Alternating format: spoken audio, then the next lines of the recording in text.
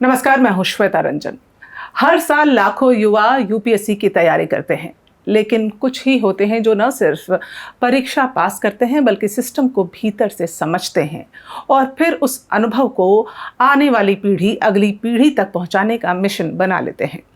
आज हमारे साथ हैं सज्जन यादव जी। भारत सरकार के वित्त विभाग में कई वर्षों से काम कर रहे हैं, अनुभवी अधिकारी हैं और अब एक लेखक भी हैं जिनकी किताब स्केलिंग माउंट यूपीएससी जैसी कठिन परीक्षा को पार करने की आंतरिक और बाहरी यात्रा का दस्तावेज है। ये किताब सिर्फ एक गाइड नहीं है बल्कि आत्म अनुशासन, मानसिक दृढ़ता और सिस्टम की समझ का निचोड़ भी है। तो चलिए स्वागत करते हैं सज्जन यादव जी का। आपका स्वागत है सर। Thank you sir. किताब के ऊपर मैंने ये किताब मैं दर्शकों को दिखाना भी चाहूँगी जी, पढ़ी भी और बहुत कुछ मुझे सीखने को इससे मिला। ना सिर्फ यूपीएससी एस्पायरेंट्स बल्कि अगर हम आम जिंदगी में अपने आप में उतारना चाहें तो भी काफ़ी हेल्पफुल है। लेकिन सर, अगर हम बात करें, जब यूपीएससी की बात आती है तो हम अक्सर सबसे पहली सोच आती है वो है कि बिहार और यूपी। तो आखिर क्या है बिहार और यूपी में ये खास? आपने कुछ रिसर्च तो किया होगा ना सर?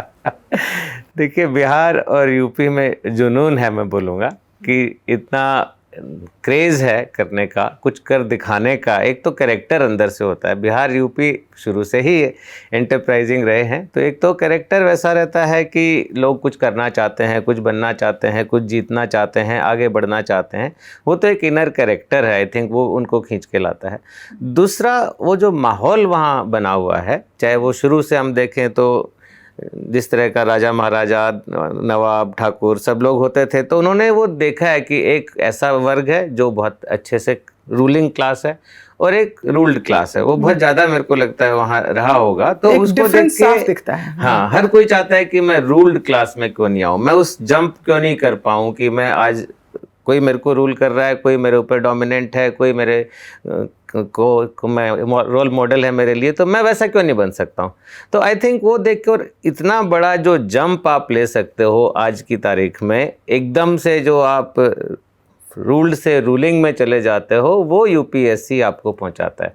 अगर आप ये शिखर पे चढ़ गए तो फिर आप समाज में, चाहे मान लें, चाहे सरकार में मान लें, चाहे सोसाइटी में मान लें, उस चोटी पे आप चढ़ गए हैं। तो वो जो इनको कर दिखाने की एक है यूपी में, हालांकि मैं तो हरियाणा से आता हूँ तो धीरे धीरे फैल रहा है, पर ज़्यादातर लोग यूपी बिहार से काफ़ी लोग आते हैं। तो सर, ये सामाजिक ढांचा हमारा वहाँ का ऐसा है जो ये करवाता है, या फिर एक जुनून, एक लगन, या संयोग? सामाजिक ढांचा सबका रोल मैं बोलूँगा कि है। हर जगह का एक कल्चर होता है, मैं मानता हूँ। मेरा एक्सपीरियंस से बहुत सारी जगह पे काम भी किया। मैं ये मानता हूँ कि हर ऑर्गेनाइजेशन का एक कल्चर होता है, हर प्लेस का एक कल्चर होता है, हर स्टेट का एक कल्चर होता है। तो बिहार का, यूपी का कल्चर एक है जो इम्पॉर्टेंट है, जो वहाँ के वैल्यू सिस्टम से आता है, वहाँ के माहौल से आता है, वहाँ के लोग कितने पढ़े लिखे हैं उससे आता है, वो क्या करना चाहते हैं उससे आता है। तो मैं कहूँगा कि एक मिक्स है कि एक जुनून तो बहुत ही इम्पॉर्टेंट है, पर वो जुनून कहाँ से पैदा होता है? वो जुनून समाज से पैदा होता है, वो माहौल से पैदा होता है कि आप क्या करना चाहते हैं, क्या बनना चाहते हैं। और एक और बहुत इम्पॉर्टेंट बात था, वो मैं अपने पे भी लागू करता हूँ कि जब थोड़ा सा डिप्राइव्ड एरियाज में आप होते हैं, तब आप कुछ बहुत बड़ा करने की जो आग है वो बहुत ज़्यादा होती है। धधकती है, वो आग धधकती है, बहुत धधकती है, बिल्कुल। तो मैं भी बहुत ही छोटे से गांव से आता हूँ, हरियाणा के।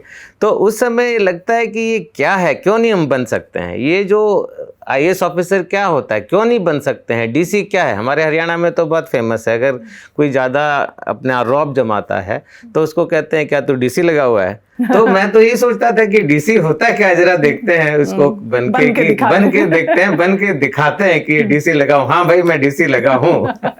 सो आई थिंक ये वाला जुनून जो है वो यूपी, बिहार या रूरल एरियाज जो हरियाणा भी मान लें और दूसरे राजस्थान, छोटे जो गांव हैं, छोटे शहर हैं, उनके बच्चे बहुत इसमें आते हैं। तो सर, एकेडमिक एफिशिएंसी या फिर वो स्ट्रगल, स्ट्रक्चरल स्ट्रगल, क्या जरूरी है?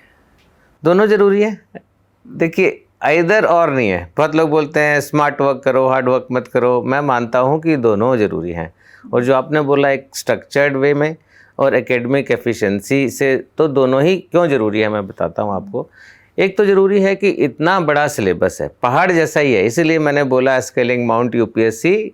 ये इसलिए है कि सिलेबस बहुत बड़ा पहाड़ है। आप जो भी आप इमेजिन कर लीजिए सब्जेक्ट, हर सब्जेक्ट उसमें आता है, history, geography, science, politics, international relations, maths, statistics. So इतने बड़े सिलेबस को आप पार करोगे तो एक एफिशिएंट वे में स्टडी करके ही पार कर सकते हैं। एक नॉर्मल किसी भी तरह आप चल पड़े किसी डायरेक्शन में और करने लगे तो उससे नहीं होगा।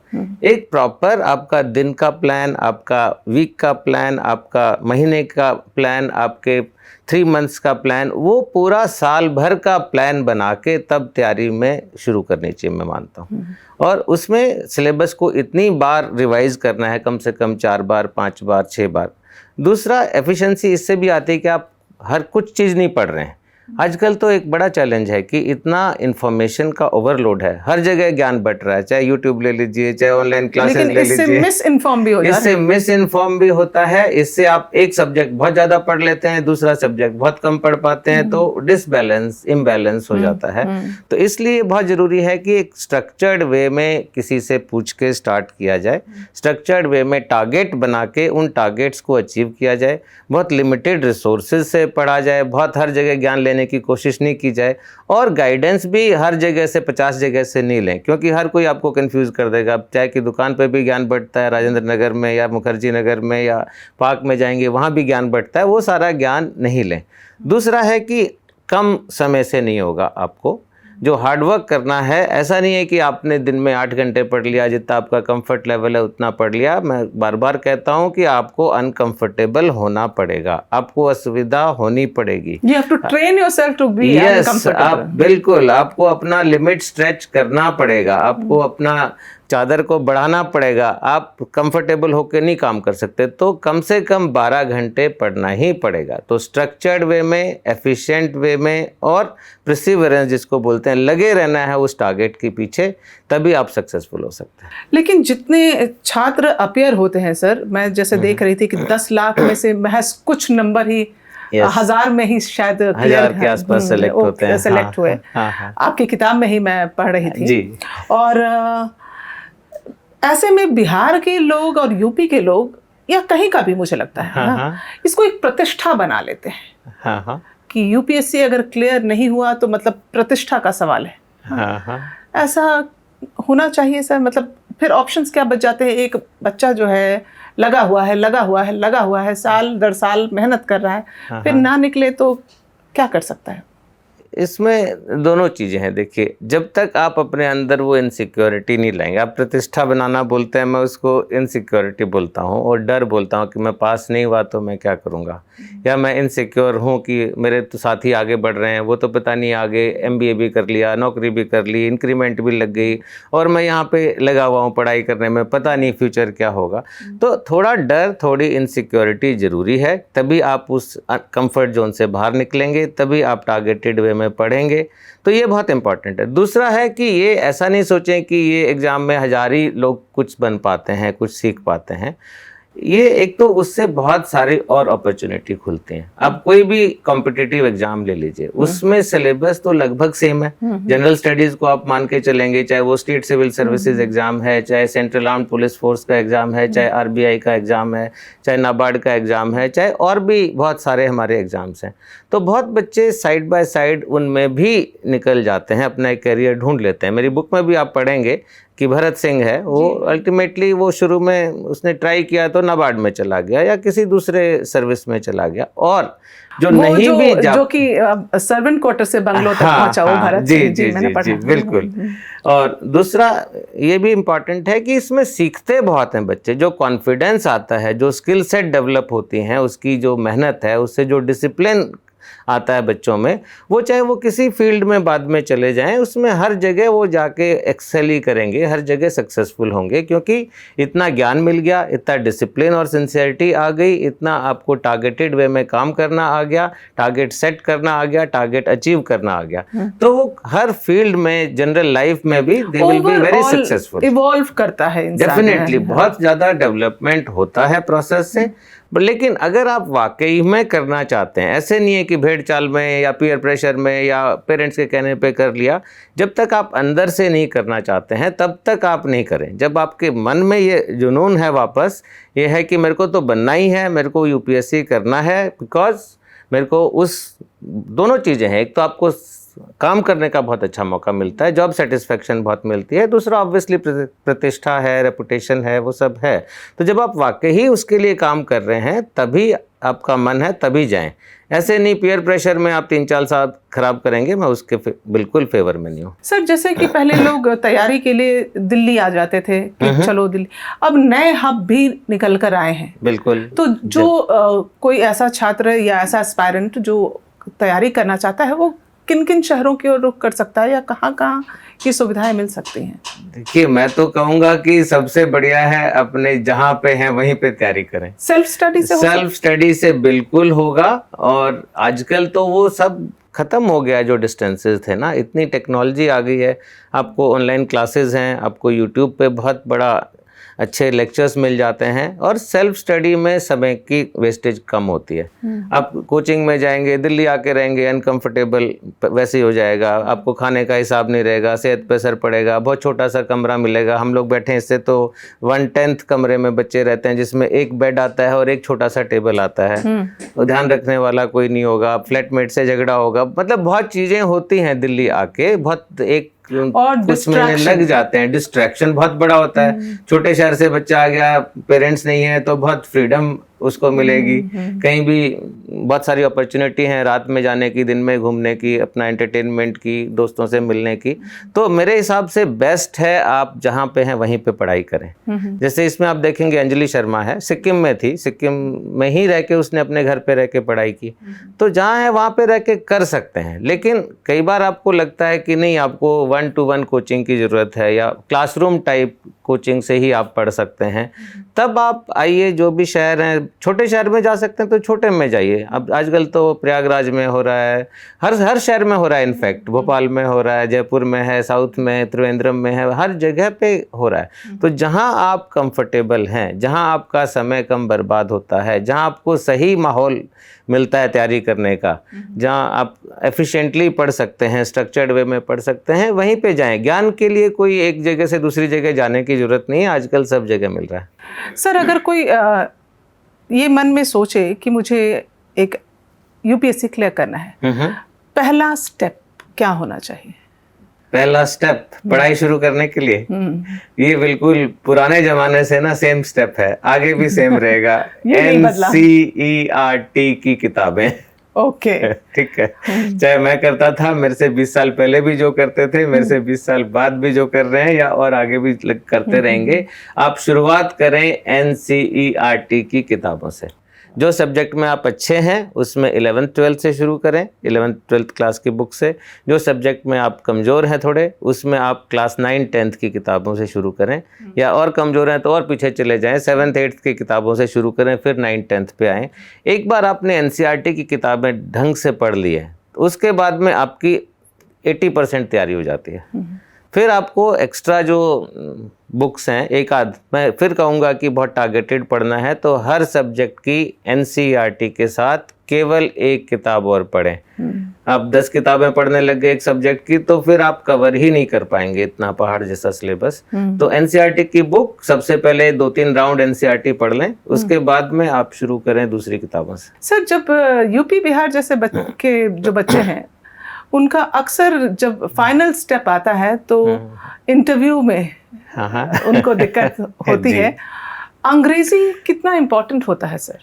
नहीं, अंग्रेजी इम्पॉर्टेंट नहीं है। देखिए, अभी तो बहुत सारी भाषाओं में एग्ज़ाम होता है, आप हिंदी में, यूपी बिहार में हिंदी चलती है तो आप हिंदी मीडियम से कर सकते हैं। लेकिन अगर आपने सब्जेक्ट इंग्लिश मीडियम में पढ़ा है तब प्रॉब्लम आती है, क्योंकि आप सब्जेक्ट का पेपर जिस मीडियम से देंगे, इंटरव्यू उसी मीडियम में होगा। तो हम लोग सब्जेक्ट इंग्लिश में पढ़ते हैं लेकिन फिर हिंदी चलते हिंदी में है, तो वो मेरे साथ भी बहुत बड़ी दिक्कत थी। मैंने पढ़ाई अंग्रेजी में की, लेकिन पढ़ाई अंग्रेजी में की, तो इंटरव्यू भी अंग्रेजी में देना था, तो उस समय दिक्कत आती है। कैसे टैकल किया आपने? देखिए, इसका मंत्र यही है कि वहाँ कोई आपकी लैंग्वेज स्किल नहीं टेस्ट कर रहा, आपकी ग्रामर पे आपको नहीं पकड़ रहा है, आपकी वोकैबुलरी पे नहीं पकड़ रहा है। आप सीधी सादी भाषा में एक्सप्रेस कर सकते हैं अपनी बात, तो करिए। ऐसा कोई बायस नहीं है, थोड़ा बहुत आपकी अंग्रेजी के शब्द की बहुत रिच वोकैबुलरी नहीं है, जर्नलिस्ट टाइप वोकैबुलरी नहीं है, या आपका फ्लो बहुत अच्छा नहीं है, लेकिन आप अपनी बात को कन्वे कर पा रहे हैं। तो सबसे इम्पॉर्टेंट है सहज रहना इंटरव्यू में। दूसरी बात है कि झूठ नहीं बोलना या मिसगाइड करने की कोशिश नहीं करना, या आपको जवाब आता नहीं है लेकिन फिर भी जवाब देने की कोशिश नहीं करना, क्योंकि इंटरव्यू आपका टेस्ट ऑफ नॉलेज नहीं है। आपकी नॉलेज टेस्ट होगी प्रीलिम में, जब आप लाखों लोगों में से निकल के सिलेक्ट हुए। आपकी नॉलेज टेस्ट होगी मेंस में, जब हज़ारों में से आपकी छटनी में आप ऊपर आए। इंटरव्यू तो आपका कैरेक्टर देखते हैं। आप अगर गलत बोलेंगे तो आपका कैरेक्टर वैसे ही आप सूटेबल नहीं है सिविल सर्विसेज के लिए। आपका एनालिटिकल एबिलिटी देखते हैं, किस इशू पे आप कितने सहज तरीके से अपना पक्ष रख पा रहे हो, चाहे वो पक्ष उनसे भिन्न हो, जो सामने पूछने वाले से अलग पक्ष भी हो सकता है। तो आपको बिल्कुल सहज रहना है और कोई भी उसको मिसगाइड करने की कोशिश नहीं करनी है। नहीं आता है तो चाहे आप 10-15 बार बोल सकते हैं कि सॉरी सर मेरे को नहीं आता है। बहुत फ्लावरी लैंग्वेज की ज़रूरत नहीं है, चाहे वो ऐसे राइटिंग हो, चाहे वो इंटरव्यू हो। आपकी नॉर्मल भाषा में आप अपनी बात को अगले को समझा दें, इतना सफिशिएंट है। सर, ये जो किताब है, इसको हम क्या माने? ये एक गाइड है? बिल्कुल नहीं। ये एक मार्गदर्शक गाइड तो सेम हुआ, या आत्मकथा है, या क्या है सर? नहीं, ये आत्मकथा बिल्कुल नहीं है, क्योंकि मैंने तो बहुत पहले यूपीएससी दिया था, तो मैं बिल्कुल आउटडेटेड हूँ। 93-94 में दिया था मैंने, तो 30 साल से भी ज़्यादा हो गए। तो ये गाइड बिल्कुल नहीं है, लेकिन ये है मोटिवेशनल बुक है। इसमें 7 हीरो हैं। तो वो 7 हीरो ऐसे हैं जिसमें हर कोई एस्पिरेंट, जो इंडिया में 10-12 लाख सिविल सर्विस एस्पिरेंट हैं, और उससे भी ज़्यादा लाखों बच्चे जो सिविल सर्विस का एग्ज़ाम देना चाहते हैं, उनको एक रोल मॉडल किसी ना किसी इस 7 में से वो कनेक्ट कर पाएंगे कि अरे ये तो मेरे जैसा ही था, ये तो मेरे जैसे ही बैकग्राउंड का बच्चा है, ये कर गया, मैं भी कर सकता हूँ। ये बच्ची तो मेरे जैसी ही थी, एक छोटे से शहर में रहती थी, सिक्किम में रहती थी, पेरेंट्स बहुत गरीब थे, आँख की रोशनी चली गई थी, फिर भी इस बच्ची ने स्ट्रगल करके आईएएस ऑफिसर बनी, तो मैं क्यों नहीं बन सकता हूँ। या एक और है मिन्नू पीएम, वो तो जल्दी शादी हो गई, माँ बन गई, नौकरी भी कर रही थी, घर भी संभाल रही थी। ऐसी हमारी कितनी सारी बेटियां बहनें हैं जो कि अपने सपने दबा देती हैं नीचे कि मेरे पे तो बहुत जिम्मेदारी आ गई है, लेकिन मैं कुछ करना चाहती हूँ पर रोल मॉडल नहीं मिल रहा। अब मिन्नू पीएम एक रोल मॉडल है करोड़ों लाखों बच्चियों के लिए, जिनकी जल्दी शादी हो गई, घर की जिम्मेदारी आ गई, ससुराल की जिम्मेदारी आ गई, उसके बावजूद आगे बढ़े। या कश्मीर का बच्चा इसमें है वसीम, इतने छोटे से रिमोट पार्ट में रह के जो बी कीपर मधुमक्खी पालक का बेटा है, वो आईएएस ऑफिसर बन गया। और आपने बोला भरत सिंह तो इनफैक्ट हमारे ही घर के जो क्वार्टर्स होते हैं, सर्वेंट क्वार्टर बोलते हैं, उसमें रहता था। उसका पैदा ही वहाँ पे सर्वेंट क्वार्टर में हुआ, एक दूसरे सर्वेंट क्वार्टर में। तो ऐसे कितने बच्चे हैं जो बहुत ही लोअर मिडिल क्लास फैमिली के हैं, जो सर्वेंट क्वार्टर में रह रहे हैं, या झुग्गी झोंपड़ी में रह रहे हैं, या अनऑथराइज्ड कॉलोनी में रह रहे हैं, या गांव में रह रहे हैं। उनके लिए एक मॉडल है कि भरत सिंह एक है जो इन सब के बावजूद आईएएस ऑफिसर बन गया। उसकी माँ जिसने प्रे किया था कि एक दिन मैं भी एक बंगलों में रहूँगी, सर्वेंट क्वार्टर में नहीं रहूँगी, उसके सपने को सच कर दिखाया। तो ये किताब मोटिवेटिंग किताब है उन हमारे लाखों बच्चों के लिए जो ज़िंदगी में कुछ करना चाहते हैं, जो कुछ बनना चाहते हैं, खराब परिस्थितियों में हैं, और उन परिस्थितियों को पार करके अपनी मेहनत के दम पे वो कुछ करना चाहते हैं। गाइडेंस जरूर है, गाइडेंस की भी ज़रूरत है, क्योंकि मैं नहीं चाहता कि ये जो बच्चे अफोर्ड ही नहीं कर सकते हैं कोचिंग सेंटर जाना, ऑनलाइन क्लास का फीस भरना, उनको एक बेसिक पता चले कि क्या एग्जामिनेशन पैटर्न है, क्या सिलेबस है, क्या स्ट्रेटजी रहेगी प्रीलिम के लिए, क्या मेन के लिए स्ट्रेटजी है, क्या इंटरव्यू में जैसे आपने पूछा क्या स्ट्रेटजी हो सकती है। तो थोड़ा सा भाग उनको गाइड करने के लिए है, बट मेनली मोटिवेटिंग बुक है। कैसे आपने इनका चयन किया सर? इतने बच्चों में इतने ऑफिसर्स बने होंगे जी, what was the criteria, how did you pick them? देखिए, इसमें मेरे को बहुत 3-4 महीने लगे, जितना बुक लिखने में लगा लगभग उतना ही टाइम सिलेक्शन में लगा, क्योंकि एक तो मेरा क्राइटेरिया था कि ये बच्चे बिल्कुल रिसेंट बैचेस के होने चाहिए, क्योंकि एग्जामिनेशन पैटर्न स्ट्रेटजीज चेंज होती रहती हैं। तो ये सारे बच्चे वो हैं जिन्होंने 2021, 22, 23 में सिविल सर्विसेज एग्ज़ाम क्रैक किया और IAS ऑफिसर बने। दूसरा, मैं चाह रहा था कि देश के विभिन्न भागों का प्रतिनिधित्व हो, अलग अलग जो ऑप्शनल सब्जेक्ट वाले बच्चे इसमें उनकी स्टोरीज़ आएँ, एक वैसे भी आए जो दिव्यांग हैं, कोई उन्होंने भी अपना ये पार पाया इतना बड़ा पहाड़ को, या कोई जो एक मदर हैं जो हमारे जैसे मीनू PM का मैंने बताया। तो ये सब क्राइटेरिया मैंने पहले सेलेक्ट किए और फिर उन क्राइटेरिया के बारे में कौन उसमें फिट बैठता है। एक क्राइटेरिया ये भी था कि कोई विदेश में पढ़ रहा है बच्चा, वो वहाँ से विदेश अमेरिका छोड़ के भारत आया और UPSC की तैयारी की। तो इस तरह के क्राइटेरिया फिर मैंने इंटरनेट पे रिसर्च की, फिर वर्ड ऑफ माउथ से पूछा, बैचमेट से पूछा, लोगों के डिफरेंट जो 3-4 रिसेंट बैचेस थे, फिर इन बच्चों को सेलेक्ट किया। And why 7? It could be 10 also. 10 भी हो सकते It could be 10, बट मेरे को लगा कि 007 एक अच्छा नंबर है जेम्स बॉन्ड का। तो ये बच्चे जेम्स बॉन्ड से कम नहीं है। आप अगर इनकी जीवनी आपने पढ़ी भी है और पढ़ेंगे तो ऐसी सिचुएशंस से ये उठ के बच्चे आए हैं कि ये जेम्स बॉन्ड से कहीं ज्यादा इनमें वो कैरेक्टर है, वो हिम्मत है, वो हार्डवर्क इनका है, वो सिंसियरिटी रही है कि ये डेफिनेटली सारे 7 जेम्स बॉन्ड है। इन सब में सर कॉमन कुछ है इन 7 कैरेक्टर्स में? कुछ कॉमन? हाँ, बिल्कुल कॉमन तो है सपना। देखिए, कॉमन है जुनून उसको पाने का, सपने को। कॉमन है हार्डवर्क उसके लिए, कॉमन है टारगेटेड अप्रोच। तो सबका ये बेसिक रेसिपी जो मैं बोलता हूँ कि बेसिक रेसिपी या बेसिक प्रिस्क्रिप्शन सक्सेस का सेम ही है, चाहे वो IAS ऑफिसर बनना है, चाहे आपको किसी और फील्ड में एक्सेल करना है। तो इन बच्चों में भी वही है, सबने एक इतना बड़ा सपना देखा जो शायद इनके आसपास जो और बच्चे हैं वो नहीं देख पाते उस सिचुएशन में। वो कॉन्फिडेंस किसी तरह से गैदर किया जो बाकी बच्चों में नहीं आया कि उनको ये करना है। फिर उसके लिए दिन रात लग गए, चाहे फेल भी हुए, हर कोई फेल हुआ, लेकिन फेलियर को उन्होंने ऐसे गले से नहीं लगाया और फेल होके डिप्रेस होके उस प्रोसेस से बाहर नहीं हो गए। तो फेल होके वापस इकट्ठा हुए, वापस 4-4, 5 बार, कुछ लोगों ने 4-5 बार भी दिया, कुछ लोगों ने एक फर्स्ट अटेम्प्ट में भी हुआ है। एक मेरा क्राइटेरिया ये भी था कि कोई ऐसा बच्चा जो ग्रेजुएशन करते ही फर्स्ट अटेम्प्ट में हो गया हो, यानी कि 21 साल का हुआ, कॉलेज खत्म हुआ और कॉलेज खत्म करते ही सीधा मसूरी एकेडमी। क्या मतलब एकेडमिकली बहुत ब्राइट होना चाहिए? जैसे एक लड़की भी है, वो पढ़ाई में एक्सेल कर रही थी, गोल्ड मेडलिस्ट थी, I think Shruti Sharma. Shruti, so academically क्या बचपन से वो रिपोर्ट कार्ड बहुत अच्छा होना चाहिए क्या? मतलब नहीं, ऐसा भी कुछ नहीं है। देखिए, रिपोर्ट कार्ड बिल्कुल ज़रूरी नहीं है कि आप हमेशा टॉपर ही रहे हों, हमेशा गोल्ड मेडलिस्ट ही रहे हों तभी आप IAS ऑफिसर बन सकते हैं। मैं बताना चाहूँगा बच्चों को आपके चैनल के माध्यम से कि बहुत सारे IAS ऑफिसर हैं जो कि 2nd क्लास में 12वीं में पास हुए या ग्रेजुएशन में भी बहुत अच्छे मार्क्स नहीं आए, तो उससे कोई बहुत फ़र्क नहीं पड़ता है। ठीक है, कॉन्फिडेंस आता है, अगर आप शुरू से टॉपर रहे हैं तो आप में एक नेचुरल कॉन्फिडेंस होता है कि शायद मैं कर सकता हूँ, लेकिन I am good, I can do it, I have topped इतना सारा क्लास में या कॉलेज में या स्कूल में।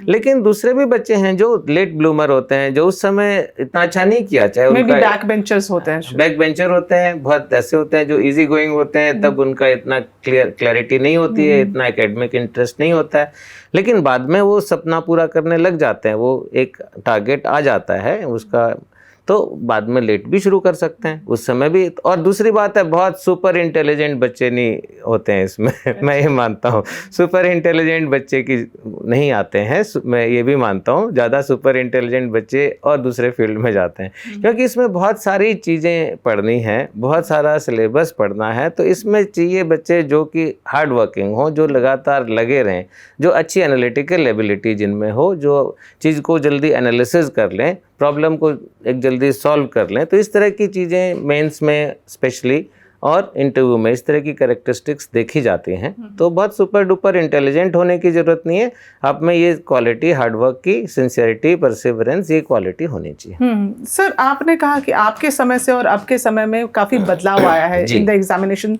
सिस्टम। क्या वो मेजर बदलाव हैं जो दर्शकों को, बच्चों को जानना चाहिए कि हाँ जी, बहुत बदलाव आया है और मैं कहूँगा वो बदलाव अच्छे के लिए आया है। पहला बदलाव तो ये कि हमारे समय में 2-2 ऑप्शनल सब्जेक्ट पढ़ने होते थे। इस बार अभी एक ही ऑप्शनल सब्जेक्ट होता है, तो 2 ऑप्शनल सब्जेक्ट पढ़ना मतलब 2 बड़े-बड़े सिलेबस को पढ़ना अलग-अलग सब्जेक्ट के, तो ये एक अच्छा बदलाव है। और क्योंकि पहले लगता था कि जो इंजीनियरिंग के स्टूडेंट्स हैं वो मैथ्स और फिजिक्स लेके बहुत अच्छा नंबर ले लेते हैं, तो चाहे जनरल स्टडीज़ में और इंटरव्यू में अच्छा नहीं भी कर पाएँ तो सेलेक्ट हो जाते हैं। तो एक जो जनरल हमारे बच्चे हैं उनके लिए बहुत पॉजिटिव है कि एक सब्जेक्ट हो गया। दूसरा, एस्से राइटिंग अब 2 हो गया। हमारे समय में 1 एस्से होता था, हमसे पहले एस्से राइटिंग था ही नहीं, हमारे टाइम में सबसे पहले शुरू हुआ था। अब 2 एस्से लिखने पड़ते हैं। जनरल स्टडीज़ के 4 अब पेपर हो गए, हमारे समय 2 होते थे। और स्पेशली उसमें जो ऐड हुआ है वो एथिक्स का पेपर ऐड हुआ है, जो कि पहले नहीं होता था। और प्रीलिम्स में भी चेंज हुआ है। हमारे टाइम में प्रीलिम्स में भी एक ऑप्शनल सब्जेक्ट का पेपर होता था और एक जनरल स्टडीज़ होता था। अभी एक जनरल स्टडीज़ ही होता है और एक सी सेट होता है, सिविल सर्विस एप्टीट्यूड टेस्ट, जो कि क्वालिफाइंग नेचर का एग्ज़ाम है। उसके मार्क्स नहीं जुड़ते हैं, लेकिन आप उसमें पास नहीं हुए तो आप टोटली फेल हो जाएंगे, आप कंसिडर नहीं किए जाएंगे। तो अच्छे बदलाव हुए हैं। बदलाव इसलिए हुए कि एक ज़्यादा वर्ग हमारा इस तरह के एग्ज़ाम को पार करके सेलेक्ट हो पाए। कुछ एलिट क्लास के लिए ही ये एग्ज़ाम नहीं रहे या ये सर्विस नहीं रहे, तो ये अच्छे बदलाव हैं और होने भी चाहिए। सर, ये मेरा आखिरी सवाल है, बिकॉज मुझे लगता है किताब के माध्यम से तो है ही, आप सामने बैठ कर बता रहे हैं तो बहुत रिलेट कर पा रहे होंगे लोग। लेकिन जब आपका सिलेक्शन हुआ तो सिस्टम के बाहर रह के जब आप तैयारी कर रहे थे और जब आप वास्तविक में सिस्टम में घुसे, क्या जो सोचा था वैसा ही था सिस्टम? बिल्कुल सोचा था वैसा ही था। मेरे को तो लगता है कि क्योंकि मैंने अंदर से तो बहुत देखा नहीं था। हमारे समय में क्या देखते थे कि डीसी है, उसका सबसे बड़ी चीज़ जो हमारे जैसे रूरल एरिया के बच्चों के लिए होती है कि डीसी मतलब deputy commissioner, superintendent of police, SP. तो जब हम कॉलेज जाते थे, डीसी का घर दिखता था, सोचते थे अरे इतना अच्छा घर है। उसका कभी गाड़ी निकल जाती थी, रेड लाइट लगी हुई है, पीएसओ सिक्योरिटी है। ज़्यादा हमें आइडिया नहीं था डीसी का काम क्या होता है, लेकिन इतना पता था कुछ भी गांव में प्रॉब्लम है, कुछ भी नहर में पानी नहीं आ रहा, झगड़ा हो गया है, या कोई भी बस नहीं आ रही है समय पे, कुछ भी है तो डीसी के पास लोग जाते हैं और वो प्रॉब्लम सॉल्व करते हैं। तो अंदर घुस के भी वैसा ही लगा, बोथ इन टर्म्स ऑफ कि आपकी फैसिलिटीज़ आपको क्या मिलती हैं, पर उससे ज़्यादा आप लोगों के लिए क्या कर पाते हो। तो अब मैं तो इतने रिमोट एरियाज़ में मैंने सर्विस दी है, अपना मिज़ोरम में रहा, अरुणाचल में रहा, तो लोगों के लिए इतना सारा काम आप कर सकते हो। गो टू मैन जो किसी के लिए भी है अभी भी, जो हमारे देश के बहुत बड़े भाग में, वो डीसी है। तो बहुत अच्छा लगता था काम करके। किसी को स्कॉलरशिप नहीं मिल रही है, किसी को पेंशन नहीं मिल रही है, किसी को लाइसेंस नहीं में तंग किया जा रहा है, किसी के घर पानी नहीं आ रहा है, किसी के यहाँ बिजली की प्रॉब्लम है, कहीं स्कूल नहीं खुल रहा है, टीचर नहीं मिल रहे हैं, डॉक्टर अस्पताल में नहीं आ रहा है। ये सारे काम आप करवा पाते हो। इसीलिए मैं महसूस करता हूँ कि हम लोग बहुत ब्लेस्ड हैं कि जो भी हमको, एक तो हम सेलेक्ट हो पाए, यूपीएससी ने हमें सेलेक्ट किया, दूसरा ऐसी सिचुएशन में पहुंचा है कि आप हज़ारों लोगों के लिए दिन में काम कर सकते हो, सैकड़ों लोगों का दिन में भला कर सकते हो।